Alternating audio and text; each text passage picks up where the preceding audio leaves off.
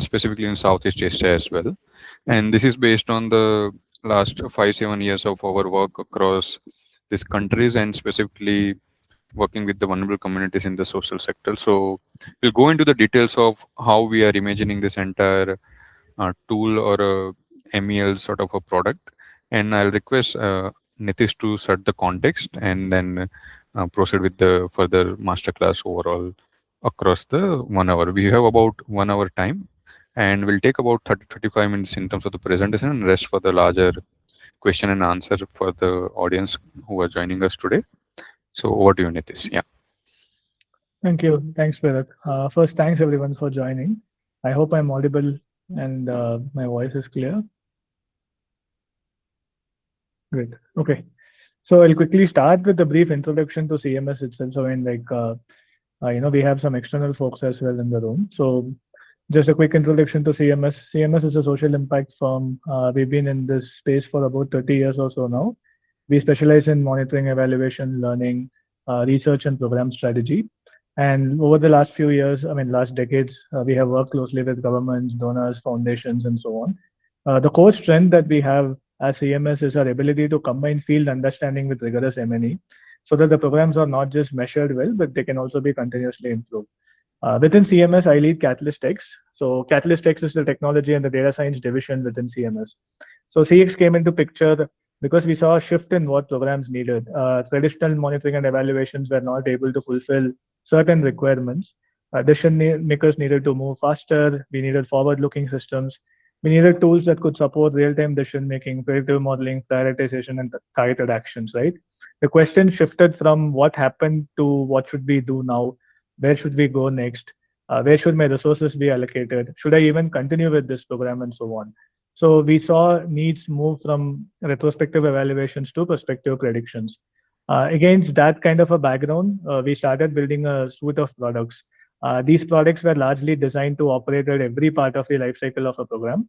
And one of our flagship products that we have done is vulnerability mapping, which Abhirupa will talk more about today. The idea was we didn't want it to be another dashboard or a mapping tool, but something that can help you throughout the lifecycle of the program itself, starting from be target setting to planning, resource allocation, implementation, and then later evaluation itself. So over the 5 years, we have made this tool in such a way that it can be domain agnostic, it can be highly scalable, and most importantly, it can be cost effective as well, because the settings that we work in are extremely resource constrained. Keeping that in mind is how this tool has been designed. With that, I'll hand over to Abhirupa, who's a senior associate in the Catalyst X team, and she's been working on this with us for over 3 years. Over to you, Abhirupa. Thank you, Nitish. I hope I am audible. And I just begin sharing my screen.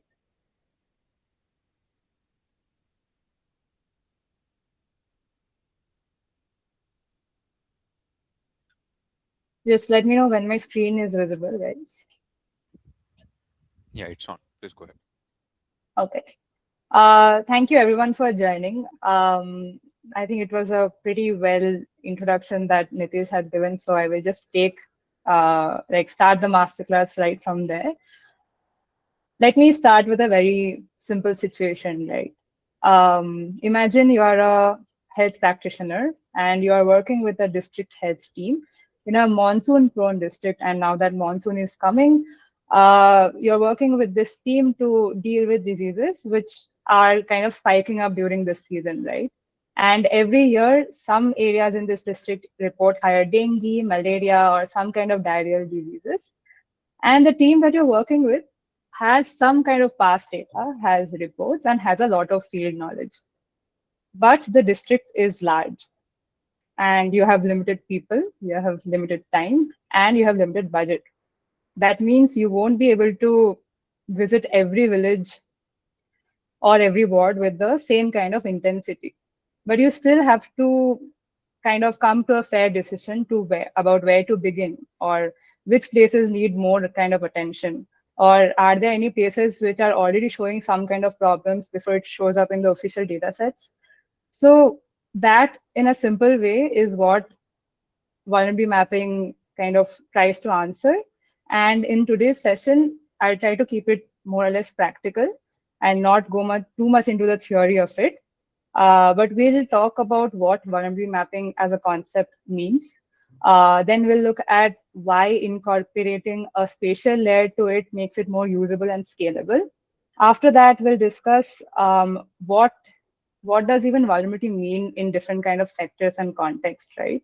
And finally, I will run you guys through the approach that we have kind of done in this whole exercise.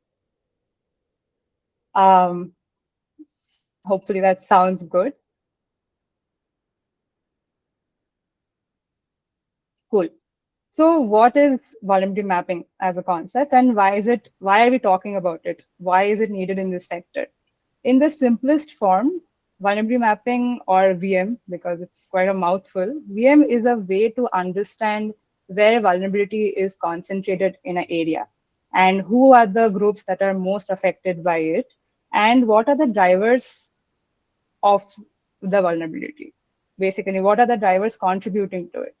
And pretty conveniently, this kind of an exercise is very useful across the whole life cycle of a program. Let me expand on the previous example that I had given. So you're a health practitioner working to deal with the disease spike in the monsoon season, and maybe working in a program, in the program which involves working with the district health department, or working with the block outreach team through preventative strategies, surveillance, awareness sessions, and all that, right? Where does an exercise like VM come into play in a program like this? So let's imagine this. The program is yet to start. We are thinking of where to kind of start, which areas to begin with, right? So VM comes into play here. It can help identify which areas may need stronger preparedness against these diseases. That can be because of that these places are have higher disease exposure, or weaker access to health facilities, or they have a maybe higher population density, or maybe poor wash conditions. Once we kind of identify the areas that needs stronger preparedness, that is, our base is kind of set for the program, we go into the program planning. During this phase, VM can help us decide where the outreach teams should start first, right? Where does the awareness sessions need to be conducted, or which places, let's say, the surveillance needs to be tightened, or maybe where does the system strengthening needs to happen. So that can be done during the program planning phase. Then we go into the implementation part. During implementation, while the interventions are actually happening on the ground, VM can help the team monitor how the risk is actually shifting due to the interventions. Or maybe if there are some places where there are repeated issues coming up, right? Or maybe if there are new pockets of risks emerging from the ground. And once the program is kind of ending, when a review has to happen, VM can again come into the picture and help us compare whether the interventions that the team did actually reach the locations that were the most vulnerable. So all in all, in every phase of the program, or every phase of the program cycle, especially in this impact space, vulnerability mapping acts as a decision support system, which brings valuable insights to maximize impact in every phase.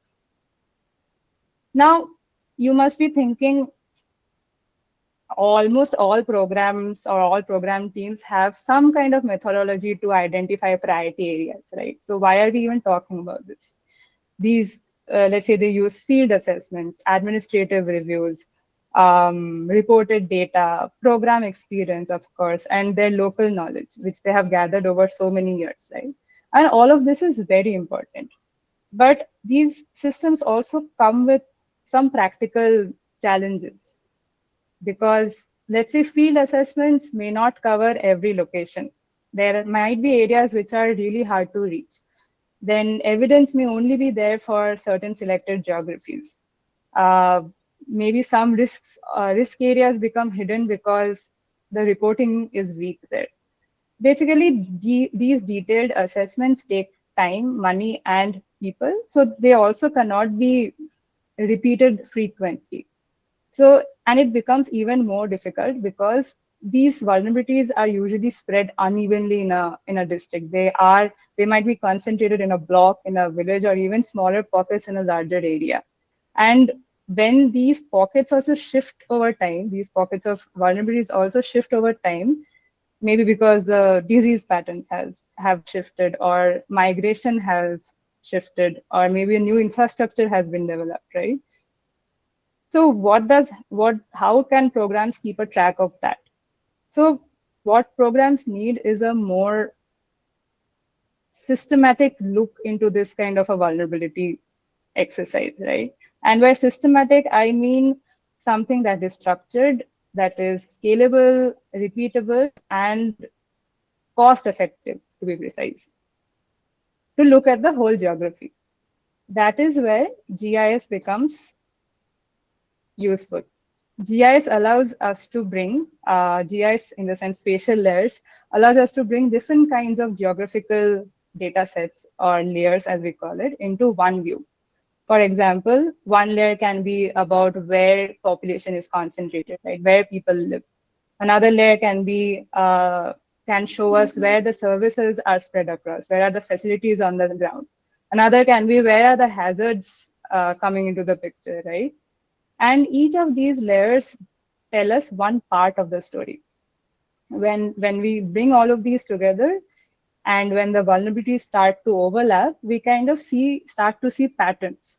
And this is especially useful for programs who want to expand or diversify, right? That is exactly when they would need a more consistent way to, have these decisions on where to monitor, where to go, where to maybe validate into a deeper insight. So GIS-enabled vulnerability mapping, as we call it, sits at the intersection of evidence-based planning and geospatial analysis, which converts these location-based data sets into decision-ready insights, right? And but the aim is never to replace field judgment, because that is very much required. The aim is to complement that field judgment with district-wide coverage, multidimensional analysis, and a more consistent way of looking at the geography. That's what we are claiming with as the usefulness of the vulnerability mapping here. Now that we have spoken about how GIS can strengthen the whole approach, how it can make it more scalable and useful, what do we actually mean by vulnerability? I'll take a pause here, and before I kind of take a jab at it from my side, I want to take a minute where the participants can just write one phrase maybe in the chat about what vulnerability means in your work or in the sector that you work in, or basically in your day-to-day lives, whichever kind of programs you're dealing with. What does vulnerability mean in that? If you can just write it down in the chat.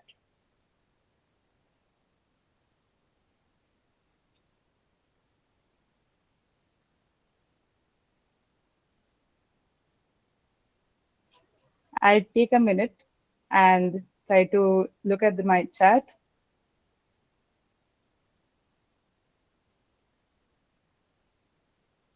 It can be health, education, livelihoods, climate resilience, child protection, maybe.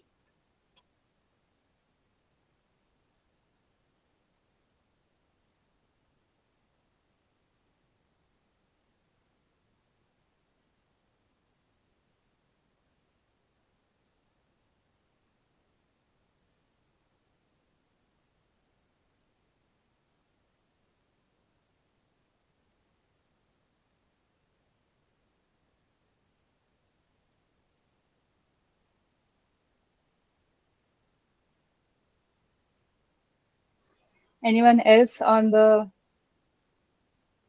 yeah, we are getting more responses.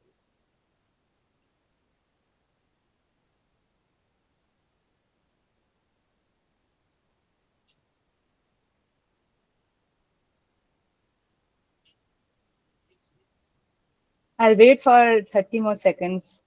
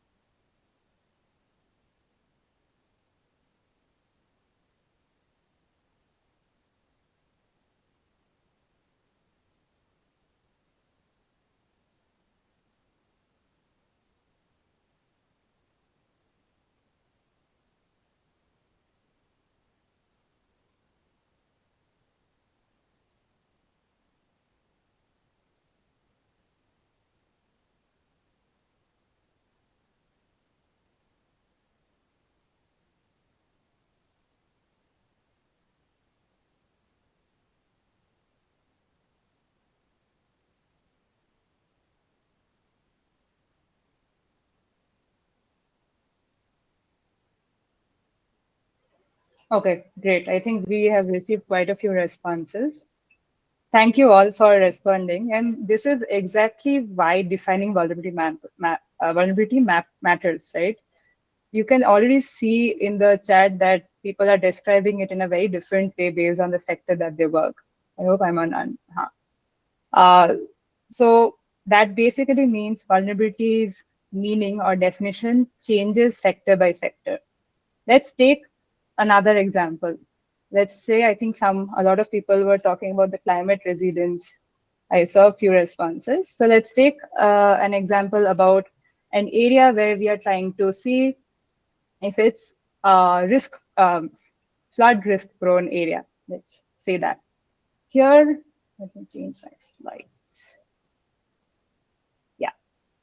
So here in the what will vulnerability look like in this kind of a setting for a flood risk prone area? Here vulnerability would look like, or a risk will look more from a very physical or an environmental way, right? And it will be like a low-lying area may be more exposed to a flood, or an area with higher rainfall may be more exposed to a flood, or some area which is more closer to a river or any kind of water body may be more exposed to a flood. So in the flood risk mapping, we can think of vulnerability in the physical or environmental way, like elevation, rainfall, let's say the slope, drainage system, water accumulation ratio, which and these, if you see, can be mapped, right? We can see where elevation, in which area has high elevation or low elevation, which area has a high rainfall, low rainfall. But if we compare vulnerability or compare the same thing with a different domain, let's say the child protection example that you can see on the screen, child protection is basically means work that we do to prevent children from getting into exploitations like child labor, early marriage, trafficking, or sexual abuse, right? So how do we define vulnerability in that kind of a complex domain? Here, as you can already think about it, vulnerability is way more layered than just physical and environmental factors, right? A child may be more vulnerable because of their economic condition, poverty. Maybe they live in an area which is very far away from school or any health centers or anganwaris, right? There might be more vulnerabilities like gender norms, because of gender norms, migration, or like weak local protection systems, right? Now, some of these are clearly can be mapped. Let's say we can map a distance of a village from a school or a health facility. But some of these, like gender norms or stigma or migration, how do we map that?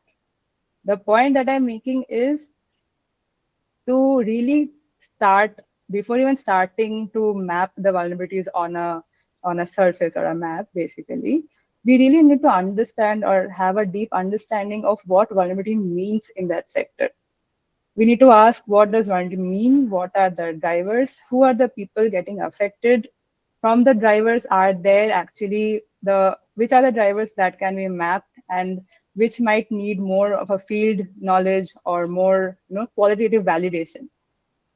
The clearer we are on these questions on how do we define vulnerability, the more useful the vulnerability mapping exercise will be, because it becomes even more precise as we clarify these kind of questions and more closer to the sector reality.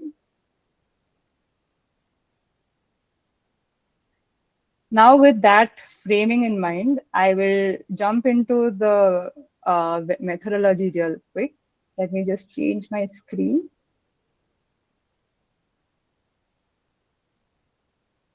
Yeah.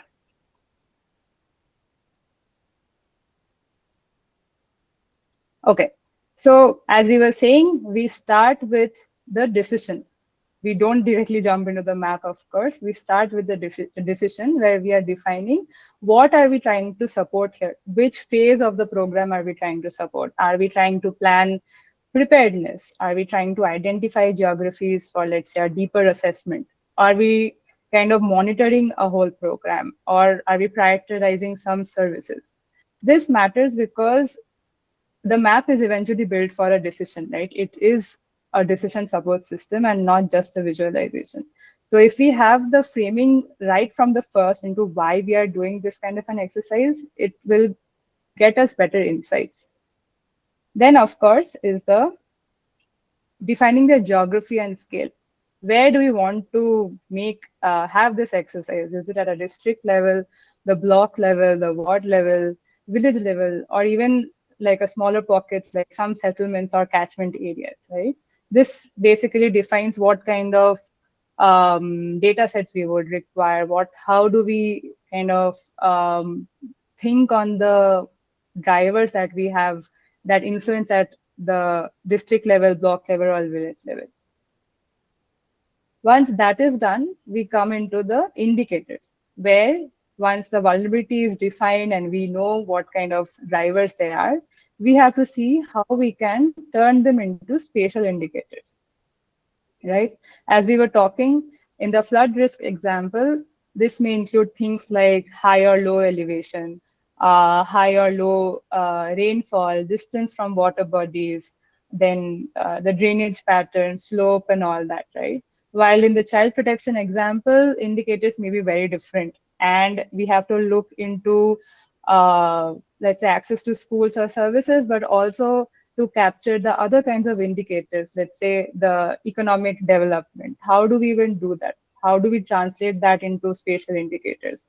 One such example that that we had done was having nightlight intensity as one of the indicators, which becomes a proxy of the economic development of that area.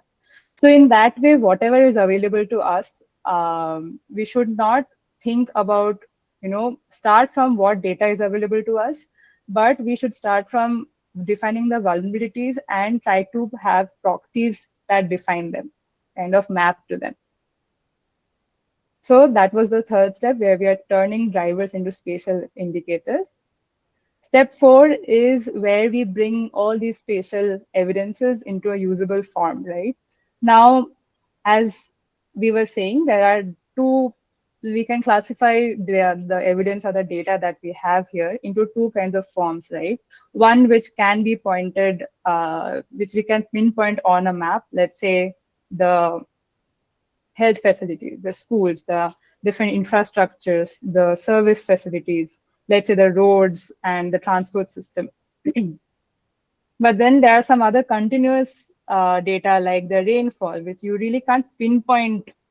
You can have, it's like a continuous data that comes in as a data set, right? That this is high rainfall area, this is lower rainfall area. Then elevation, population, nightlight intensity, as I was talking about. Now, how do we bring all of these different kind of layers into a very usable form? For example, let's say whatever area that we kind of thought of, the geography scale, we have to clip it into, let's say, a district boundary or a village boundary, wherever we are working on. We have to bring them all into the same resolution so that we can work with them in one single processing layer, right? So we bring all of these together into a usable form on which processing can be done in the next step.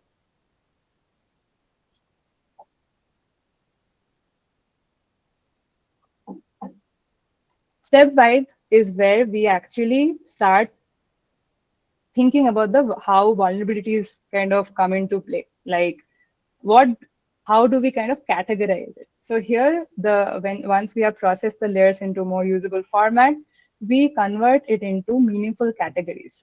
For example, again, taking the high risk flood risk one, if an area is at a low elevation level, then that area is more prone to a flood risk, right? So we will now define, okay, this area is more highly vulnerable because of flood. Maybe from 10 to 100 meters, it is very highly vulnerable, while beyond that, the risk kind of lowers because the elevation increases. So as we move closer to this particular area, our risk of flood increases, while if we move farther away, the risk decreases. So this categorization of, which area becomes high risk, which area becomes moderate risk, which area becomes low risk is what I mean by converting evidence into meaningful categories. Let's say we take another example of the child protection. A child we can define is more vulnerable if they are far away from a school, right? Because they will not be able to access it properly. So the vulnerability category kind of changes. The more closer we go to the school, the lower risk the child is in, right? The more they move away from the school, they are more in a highly risk zone. So again, the context, the sector, and how we define vulnerability really matters here to make this into meaningful categories. Sixth step is where we start combining these layers or indicators in one kind of form, right? But to do that, we have to really think about, do all of these layers contribute to vulnerability the same way? Or for example, does the, maybe in an area, um, the rainfall indicator is way more important than if the area has a slope or not. So the area having high rainfall may be given more weightage or more importance than if the area has, let's say, a slope. And these kind of information we will only get as we go deeper into the domain knowledge, as we talk to local experts who actually maybe live in those realities, to kind of see which indicator among all of these layers are the most important and then rank them individually, right? And these ranking procedure or weighting approach can be done by a lot of statistical methods, by including local inputs, by talking to experts, so that we make it a package of layers with different weights on it. And the next step is to create the vulnerability or risk surface by combining all these layers. By combining, I mean by stacking all these layers on top of each other, where we start to see the vulnerability categories that we had defined is now kind of overlapping.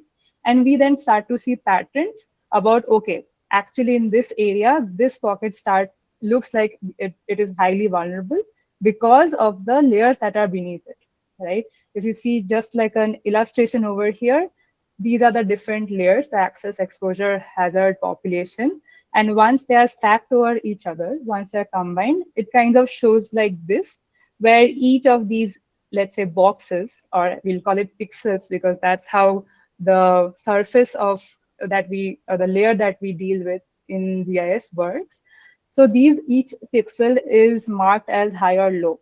So we can directly see which kind of areas starts to come up as highly vulnerable or low vulnerable, right? But this kind of a, let's say, surface is still at a pixelated level. But planning teams or program teams don't work with pixels, right? They work at a village level, at a ward level, in some administrative boundaries.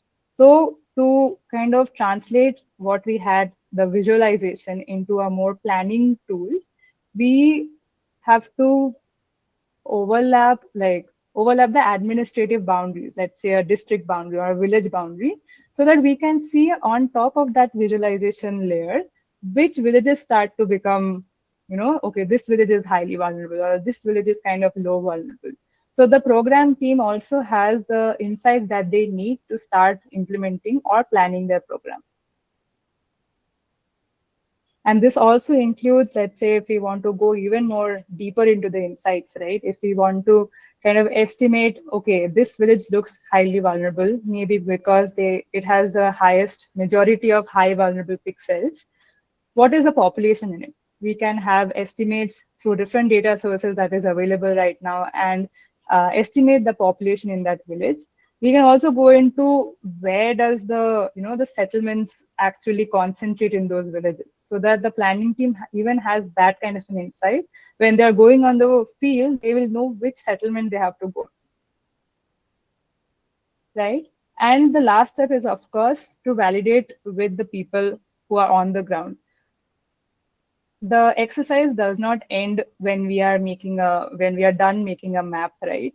If it is not validated with on the ground people, at least let's say through a small survey or just by talking to the experts who are present there, it really brings out the nuances if we had missed, or if it really validates if we have actually taken the right assumptions, if we have taken the right data sets, or the weights are kind of working out properly. And that feedback can again come back into this kind of an exercise where we can iterate over the assumptions that we have taken and make it more strengthened. That is more or less how we had approached this vulnerability mapping exercise in one go, if I have to say, where we start with defining the decision of where we are trying to support the team. Then we define the vulnerability of what is the vulnerability that we are looking into. Then we go into the drivers of these vulnerabilities, and then see how we can spatially map them. Then we start to classify them into these high, low, moderate vulnerability categories. Then we combine them into one surface using the ranking mechanism or the weighting mechanism, and create one single map where all the vulnerabilities overlap and kind of give us an overall picture of how it looks.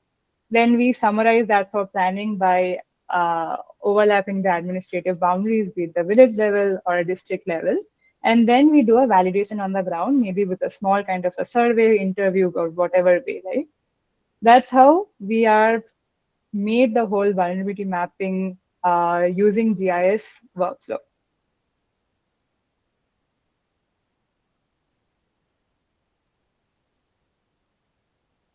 Okay. I think I have covered all of this, like how teams can do, what teams can do with the output in the previous sections also. With this output, of course, the teams can plan which areas need more preparedness. They can prioritize outreach, where awareness sessions are required, where implementation needs the most here. Then in the monitoring bit or the implementation bit, they can see how the risks are changing over time. If there are any issues that are coming in, let's say for the disease part, they can support faster response in that, and even preventative measures instead of reactive measures. And of course, have the whole coverage at one go.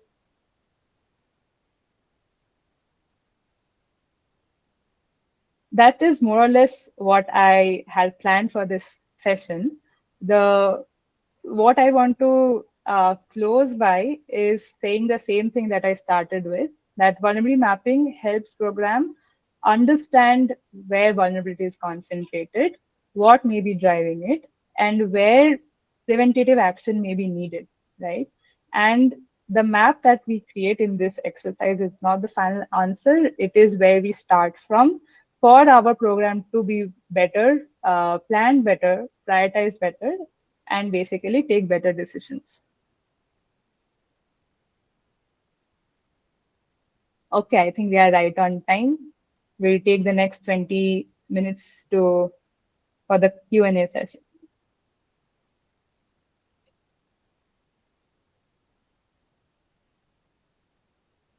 I think we'll take some time to kind of soak in all the information because I've been talking at a stretch without a break.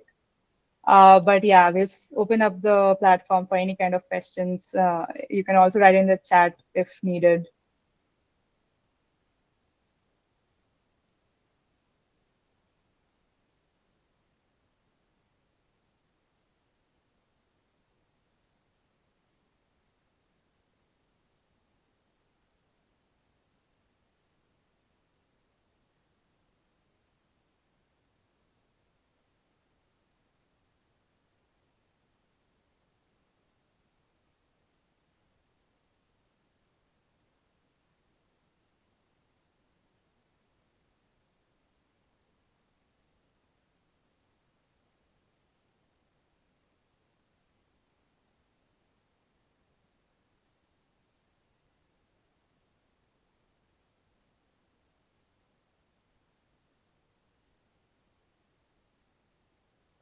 Oh, I see a few questions coming up.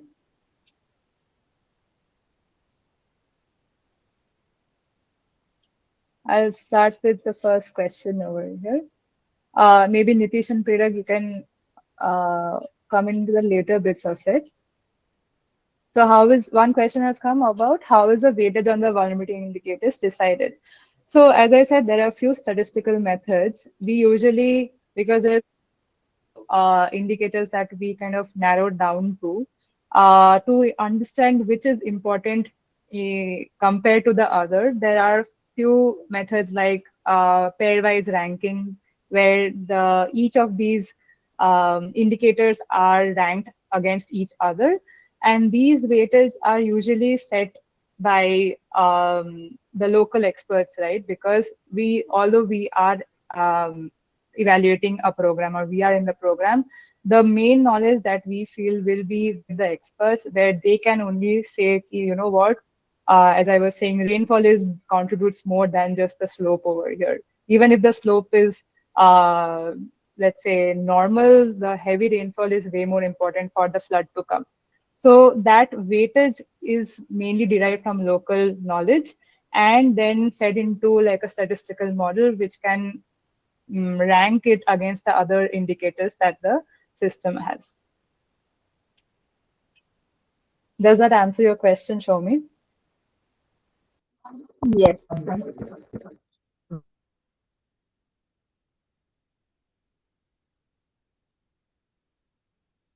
Hello? Yes. Um, Thank you. I got my answer. Okay, sorry, I couldn't hear. Okay, Saida asked, how is the risk level classified? Usually, like I was saying, when we are preparing the indicators, let's say, again, I'll take the example of a school, right? In the child protection context, the closer, this is on how we are defining the vulnerability also. We are assuming that if a child lives closer to a school, they probably will be going to school and will have lesser risk of dropping out of school, because it is right there. They can just walk to the school maybe, right? And if they're farther away from the school, they might have to walk long hours to go to the school or whatever, right? So they are in a high risk to drop out from that school. And this defining of the vulnerability is how we also classify the risk level. So if the child lives in an area which is closer to school, that child or that area becomes, or any area around that school becomes low risk, right? While any area that is farther away from a school becomes high risk.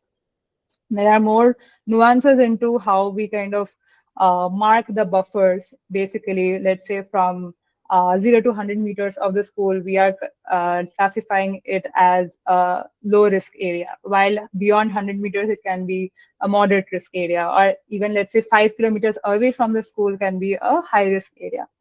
So based on the distance of these areas from the school is how we decide the vulnerability or the classify the risk levels. And let's say for something which is not on the ground, right? Let's say the rainfall example that I was giving, there are kind of thresholds that we bring into play, where we decide, and it's not us that we are deciding, we kind of ask from the local experts, do some research study on what threshold is where it kind of tells us if it's a high rainfall or low rainfall area, and based on that we kind of decide if it's a highly risk area or a low risk area.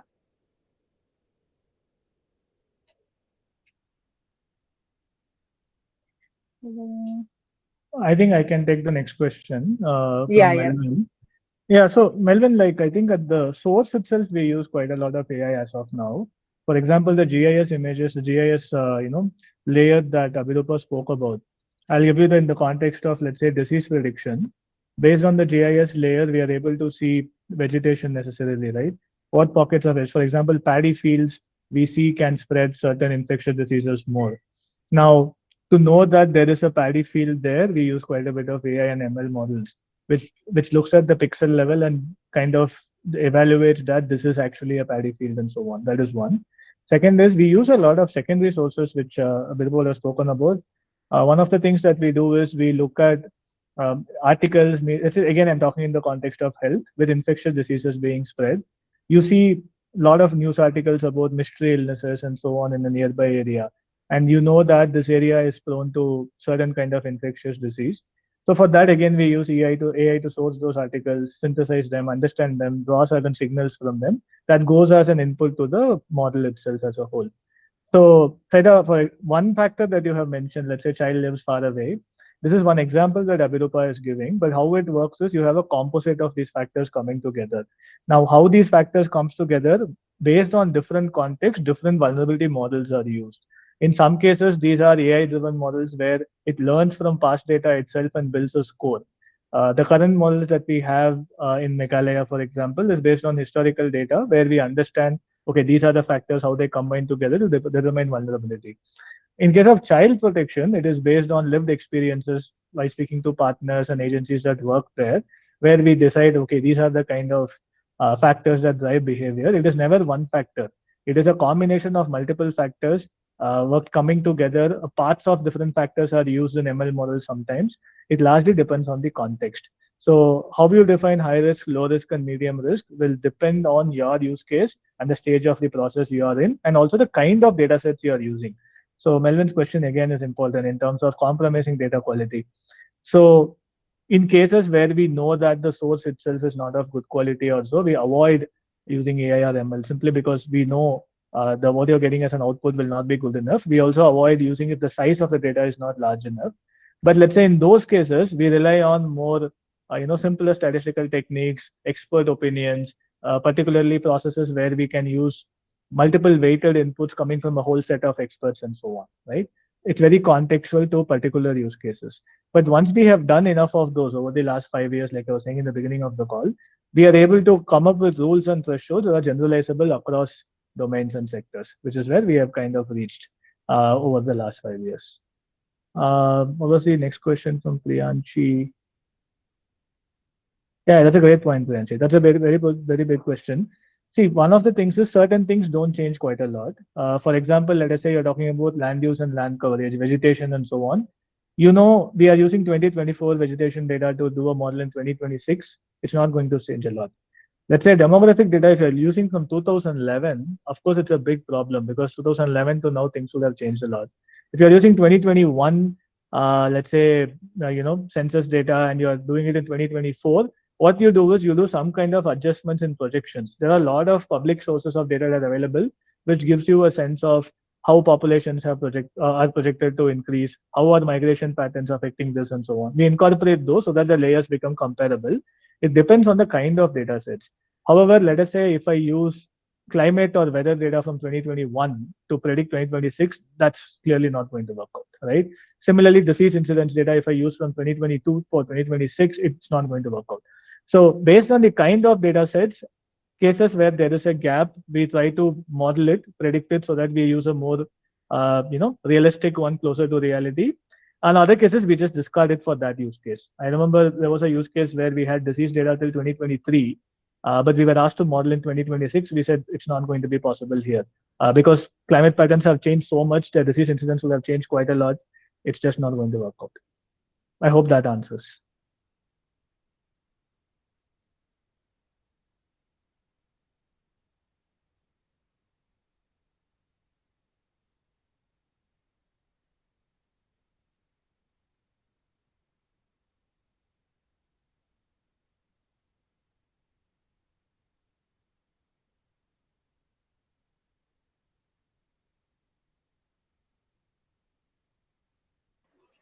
We'll wait for a few more minutes if anybody comes up with any question.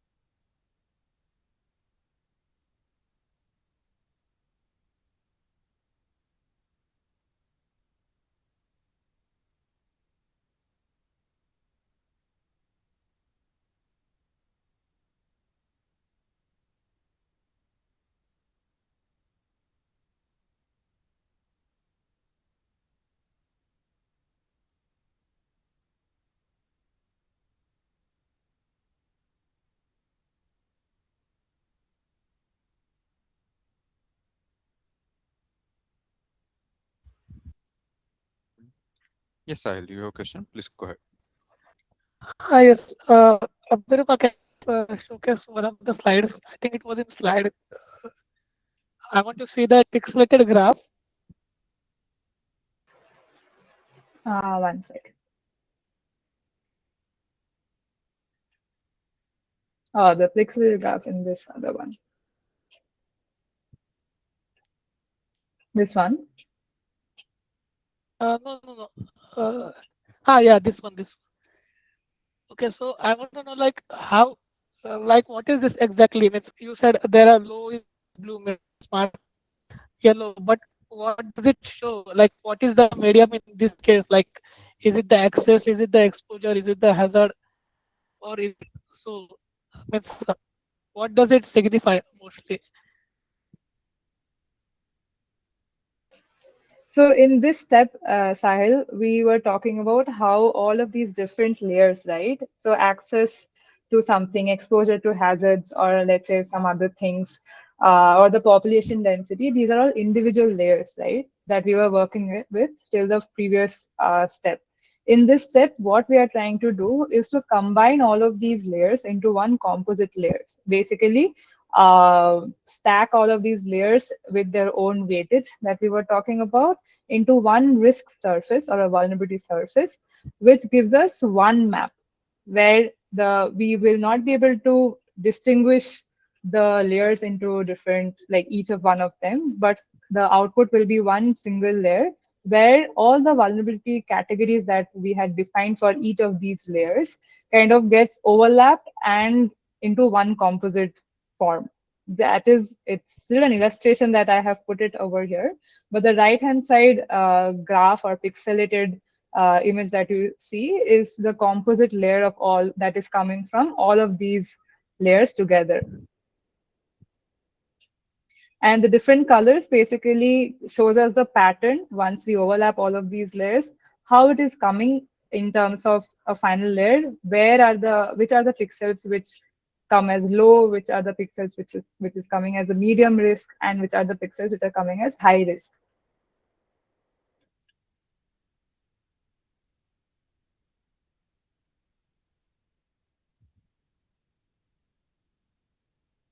Does that So answer it's your a question? basically yes. So it's basically a representation, right, of all the risks, means Yeah, all the it is a combined. representation. Okay. Yeah.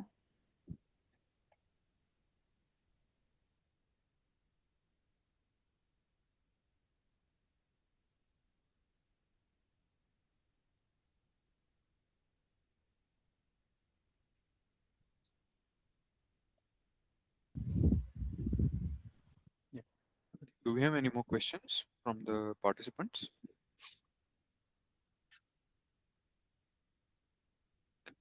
Um, I think there are no more further questions, right? So, okay. I think then thanks a lot for joining in, and thanks a lot to Abhirupa and Nitish also for facilitating this entire masterclass. Uh, just as a closing, I think certainly the masterclass highlighted in terms of how vulnerability mapping can be used across different domains and what are the basic steps that we can follow through and apply in terms of the entire thinking as well, right? So that is something we'll certainly take away from this entire masterclass. And I would request everyone to sort of think on what are the other use cases that we can think with the same approach in terms of monitoring and evaluation as a practice as well, and otherwise from the application point of view as well. And we'll be happy to sort of think and learn along with you to sort of uh, take it ahead. Yeah. Thanks a lot for joining in. Thanks everyone for joining.